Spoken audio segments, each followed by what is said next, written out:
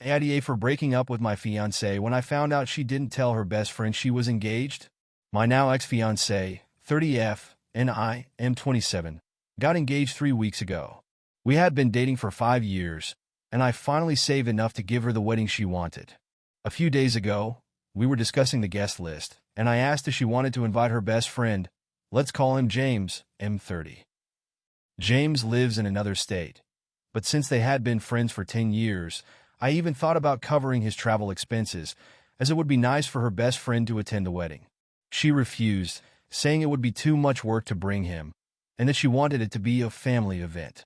She often said James was like family to her, so I insisted. She got annoyed and said, "I didn't even tell him we were engaged." That took me by surprise. I tried asking why, but she started avoiding the topic, so I left her alone. After a couple of hours, I tried asking again why she hadn't told him we were engaged, and she still wouldn't tell me. I admit my insecurities got the best of me. In the past, James had confessed his feelings for her, which she turned down, effectively putting him in the friend zone.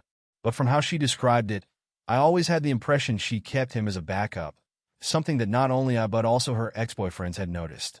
She married him online. They always made their wild characters look like a couple, like dressing them in matching outfits and things like that, and whenever she had issues with her exes, he was always there for her, etc. I told her this made me uncomfortable, and that if she didn't plan to tell him, she might as well consider herself single because I wouldn't marry someone who couldn't be honest. Yes, I was pretty immature, but she did something even more immature. She messaged him right in front of me, saying something like, "Hey, just so you know, I was engaged, but I'm not anymore," and sent it. I told her to pack her things and leave my house. Since she left, she's been calling me, but I refused to answer. My mom called, because apparently, my ex called her, and said I was an idiot for ending things over something so ridiculous. AITA. Update. Hey everyone, I just got home after talking to my, still, ex-fiancée, and since a lot of people asked for an update, here it is. But I want to clarify a few things. As I mentioned in my original post, I pay for the house since I bought it before we started dating, and I asked her to move in since it was close to her job.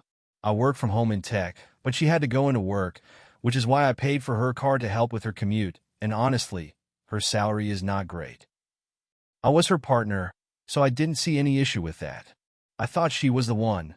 Despite everything, she's smart, funny, we had chemistry, but I felt betrayed. Onto the update. We met at a coffee shop, supposedly to discuss how to save our relationship, or at least, that's what she thought. As soon as we sat down, I asked to see her messages. She got defensive immediately and told me she deleted everything. I asked to see her phone anyway. She started crying, really crying, asking me to stop. At that moment, I had already decided I wouldn't be in the relationship anymore, but I was curious. It took about 20 minutes for her to hand over her phone, with a lot of crying, even a waitress asking if she was okay.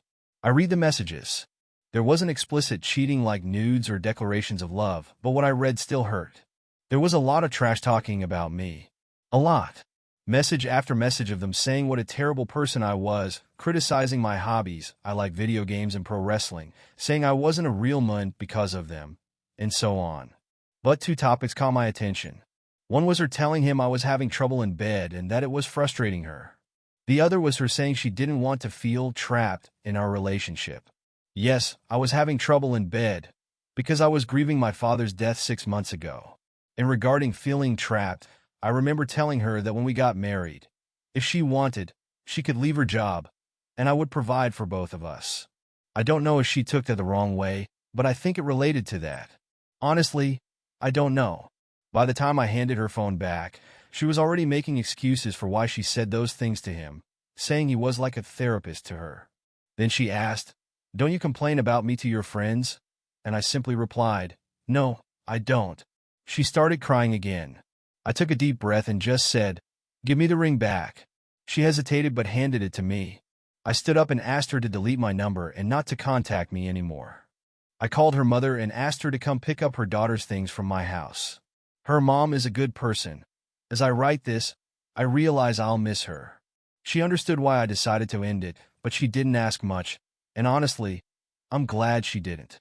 As for my own mom, I didn't call her, I just blocked her for reasons unrelated to this post. I realized she never supported me in anything, always trying to salvage an already broken mother-son relationship. Before I finish, I want to clarify. I was never against her having male friends or any type of friends. People will cheat if they're going to, whether they have friends or not. I remember my dad saying something when I was a teenager. He always used to say, "Opportunity makes a thief," but I don't agree with that. Anyway, since I have the next 2 weeks off work, I'm going to decide what to do with the wedding money, drink a little, play some video games, and watch Monday Night Raw afterward. P.S. Sorry for any errors, but I already fixed the title. Edit. Some people are asking about the car. It's a 2015 Nissan Versa, which she crashed twice, both times rear-ending someone. I never liked the car. The engine is weak, the interior looks cheap, and overall it's bad. So as far as I'm concerned, she can keep that piece of junk. I'd have better luck throwing it off a cliff than selling it. Edit 2. A small update. Her mother called me a few hours ago to see how I was doing and to ask when she could come by to pick up my ex's things. We talked about the car, and she basically forbade me from letting her daughter keep it because, 1. I paid for it, and 2. My ex couldn't afford to maintain it. So I'll be keeping the car until I can sell it, God help me. Final update. Hey everyone. It's been a couple of days since I used this account to share my story, and a few things have happened, but this is a positive update. First, I want to thank everyone who reached out in my DMs and left kind comments. It felt really good, and I appreciate it. Some of you actually made me cry with your kind messages. Secondly, I saw that my 2 previous posts were in a YT video by someone who reads Reddit posts, and my update was on Best of Furtito Updates, a subreddit I read a lot, and that took me by surprise. But I want to express my gratitude to everyone who gave advice, shared their own story, or just told me I was a good guy. Reading your messages before writing this felt amazing. I also want to say that I've thought a lot about my engagement, and I have no regrets. Yes, things ended badly, and she wasn't a good person to me in the end, but I simply don't hate her, nor do I want her to fail. We had good times, I felt happy with her, and again, I really thought she was the one. Holding on to hate would hurt me more than it would hurt her.